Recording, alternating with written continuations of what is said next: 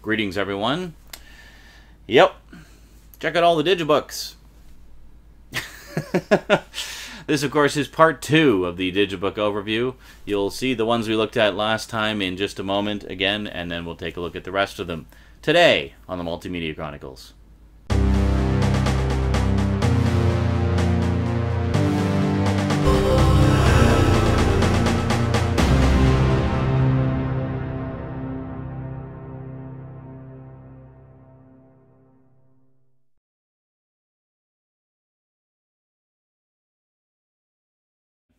Next up, we have a nice limited edition. I had actually never seen this movie before until I picked up the Digibook.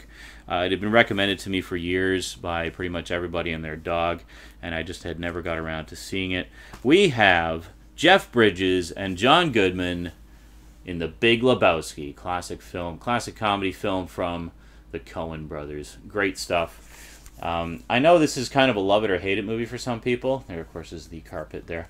But I really enjoyed this a lot, and well recommended from everybody who recommended it to me. So if we look at the cover, you can see that the bowling ball is shiny, and the pins are shiny, and everything else is kind of matte, which is quite nice. And it is embossed a little bit as well. So then inside we have the disc, which of course looks like a bowling ball, and then just a whole bunch of random stuff in there. Quite nice. But if we take a look at the booklet is actually quite cool. I like it. It's got a lot of quotes from the movie, of course, because it's also one of those very quotable movies that fans of it like to quote all the time. Like, there you go, that rug really tied the room together and stuff like that. And all kinds of stuff. And it also talks about the real-life inspiration for the dude right there, which was, what was his name again? It was Jeff Dowd, who was basically I believe he was a producer. Oh no, he was a distributor. He helped them secure distribution for their first film, Blood Simple, which I haven't seen, actually. I haven't really seen a lot of Coen Brothers stuff. I've only seen a few of their movies, but they definitely have a style that is very distinctively their own, which is not something you can say for a lot of filmmakers nowadays. And I definitely want to check out more stuff. So yeah, so there's a lot of good tidbits in there. Definitely worth tracking down if you're a Lebowski fan. I don't think you will be disappointed. Now, before I forget, let me put the other goodies back into the Clash of the Titans set here. It's the okay, and then we very carefully put it there. Oh, okay, there we go. Just don't breathe on it.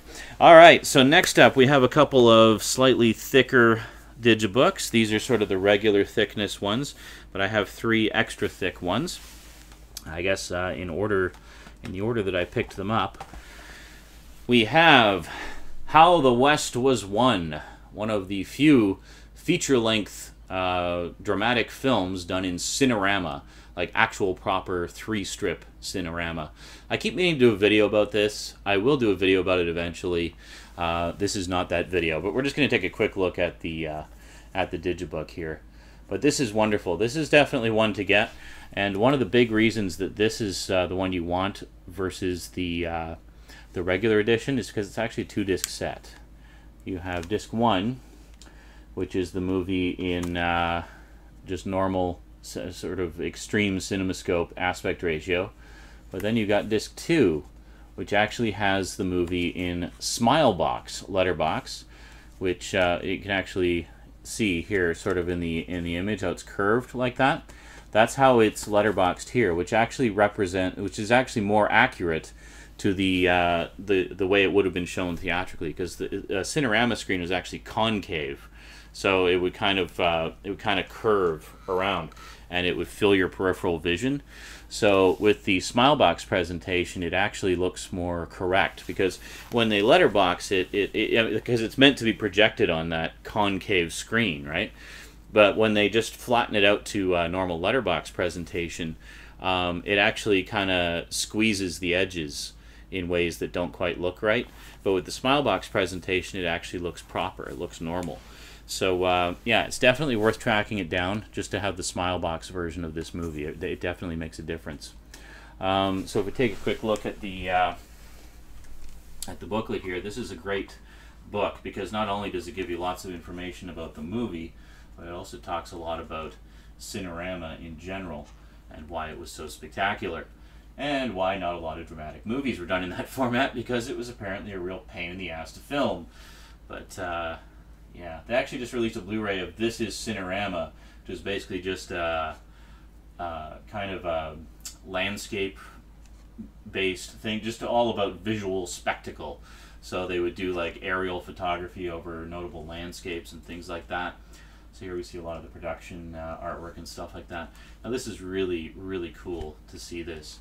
And I have to say, in terms of detail, the way this particular Cinerama film was done was in true 3-strip Cinerama, meaning they had 3 35mm cameras going simultaneously to create the image, and then they would be patched together to form one widescreen image. So that means instead of just having your source as one 35mm film, you got 3 35mm films being used for this. So you effectively have 3 times the resolution for the source. And holy crap, does it look good. Yeah, there we go. You can actually get some idea there. You see the concave screen, they would have surround speakers, and it would just, the whole idea was to just put you into the movie there. And here they're talking, I think, about the Smilebox process and how it's more accurate for presenting Cinerama films the way they're meant to be seen. And there you go. So yeah, definitely worth checking out. And I would also recommend checking out This Is Cinerama if you want to see, you know, just some awesome spectacle. Oh, this one goes with that. Oh, I'll put everything back together later. Don't need to do that while you're watching. All right. And then next up, of course, we have the 100th anniversary of Jaws. No, 100th anniversary edition of Jaws. Jaws, when did Jaws come out? 1975, I think. 1975? I'm thinking 1975. I don't see a 1975 anywhere on here. I'm pretty sure. 1975, there it is. Yes, that's what I thought. So anyway, basically Steven Spielberg's huge breakout hit. I mean, he was already getting a lot of notice for his skill as a director at the time, but this was the one that really cemented it and just made him a breakout sensation. And yeah, so again, we have a 2-disc set. In this case, it's a Blu-ray and DVD combo pack. And of course, we have an ad for Shark Week in there, and digital copy code, and what all is in here?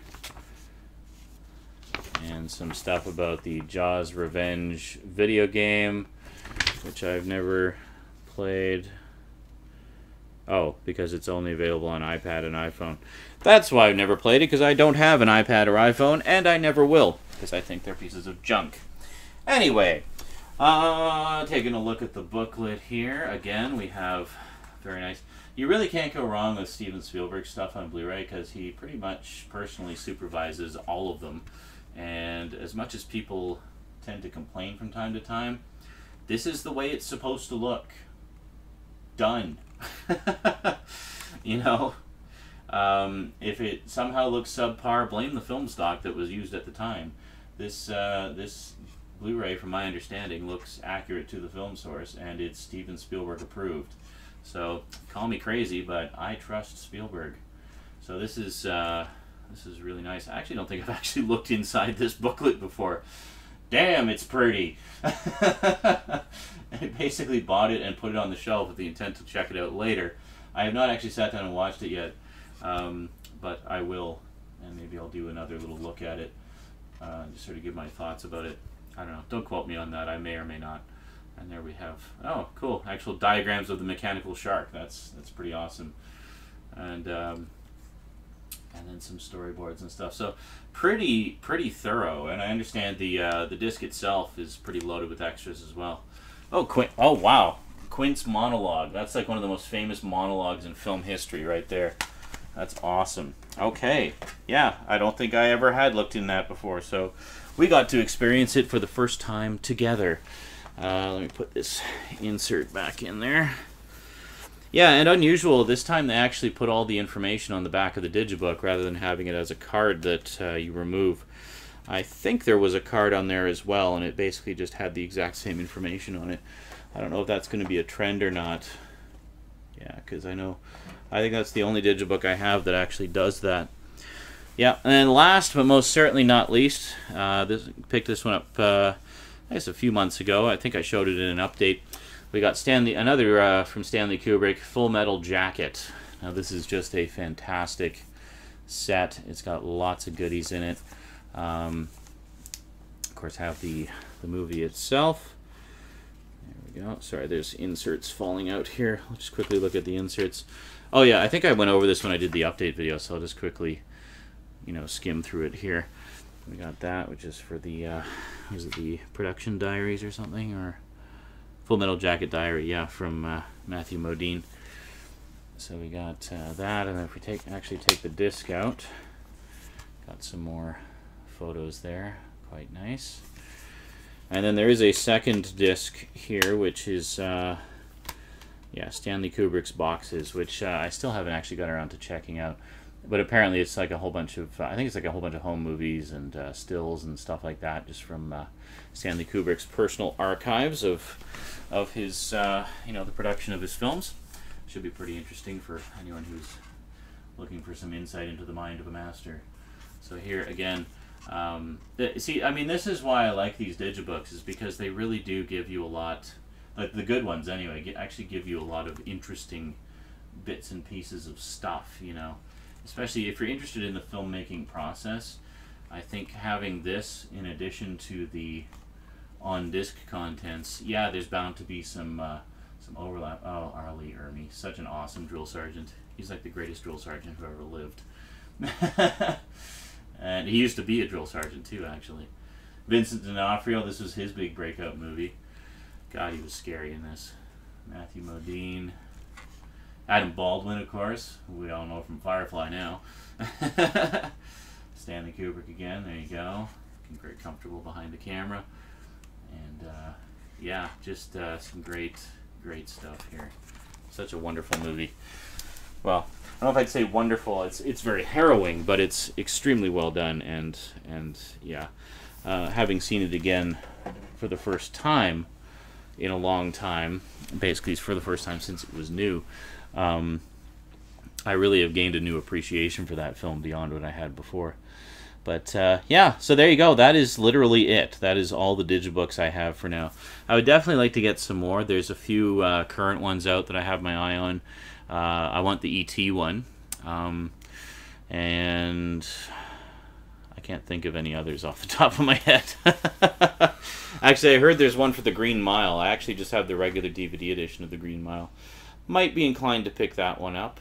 I know there's one for the Shawshank Redemption. It would be nice to have both of the Frank Darabont prison movies, Steven Spielberg-based prison movies, in digibook form. I think that'd be pretty nice. But whatever. If I get them, I get them. If I don't, I don't. I'm not like obsessed with them or anything. But yeah, as I say, for the most part, I like to get older movies in digibook form. Newer movies, it depends. I just kind of take it on a case-by-case basis.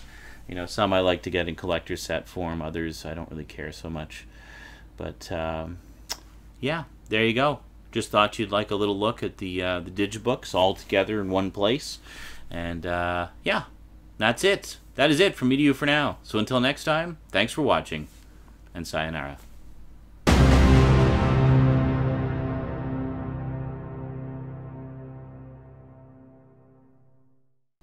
Greetings, everyone. Where'd they all go? They're still gone.